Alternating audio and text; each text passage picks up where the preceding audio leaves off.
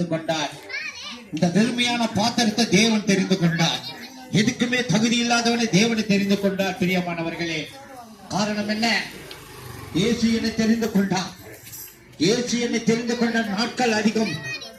நான் பாவம் செய்த பாவமோ என்னை சுற்றி வந்தது. என் பாவம் கொஞ்சம் நெஞ்சம் அல்ல, என் சாபம் கொஞ்சம் நெஞ்சம் அல்ல. என்னோட வாழ்க்கையில நடந்த எல்லாவற்றையும் பாவமும் சாபமும் அடைந்ததா இருந்தது. நான் பிறந்ததெல்லாம் ராயபுரம் பகுதி பணமார் தொட்டியில் பிறந்த வாழ்க்கை. என்னோட விருப்பு எல்லாமே ராயபுரம் தான். நான் வாழ்ந்து எல்லாமே ராயபுரம். பொறுக்கியா சுத்தனது ராயபுரம், பொறுக்கியா வாழ்ந்ததும் ராயபுரம். நான் பொறுக்கிங்களோட சுத்தனது அதிகமா சுத்தனது பொறுக்கிங்களோடு சுத்தனது அதிகம்.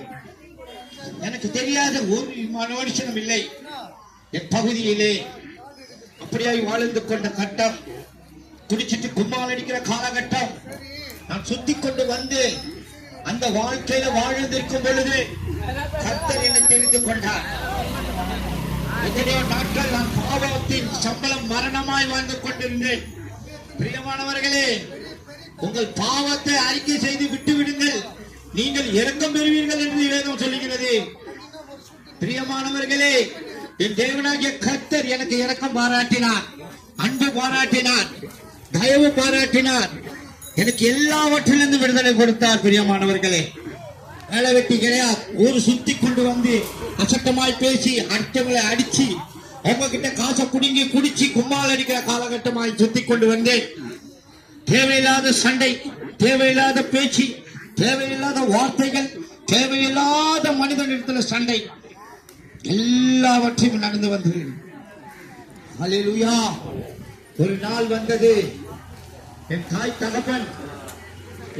தகப்பன் என்னை காத்து சொன்னார், நீ செத்து போகாம உயிரோடு இருக்கிறது பெரிய விஷயம்டா, நீ செத்தாலாவது நாங்க நிம்மதியா இருப்போம் என்று சொன்ன வார்த்தை. பாருங்க பிரியமானவர்களே, என் தாய் என்ன பார்த்து சொன்னது, நீ செத்தால நான் நிம்மதியா இருப்பேன் என்று.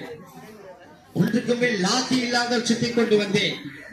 ஒரு நாள் வந்தது, நான் வயிற்று வழி மரண படுக்கையில் தவிச்சுக் கொண்டு இருந்து பிளாட்பாரத்தில் படுத்துக் கொண்டிருந்தேன்.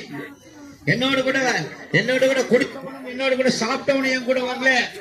நான் ரோட்ல படுத்து அழுது கொண்டிருந்த காலம். பிரியமானவர்களே, உண்மை சாட்சியாய், கர்த்தருக்கு சாட்சியாய் உண்மையாய் சுற்றி வருவேன். என் சொந்த ஊருக்குள்ளே வருவேன். நான் சொந்த ஊருக்குள்ள வரும்பொழுது பார்த்து சொல்வார், அவன் குடிகாரன் கிட்ட வந்து என்னடா போகலாடா சொல்லுவார்கள்.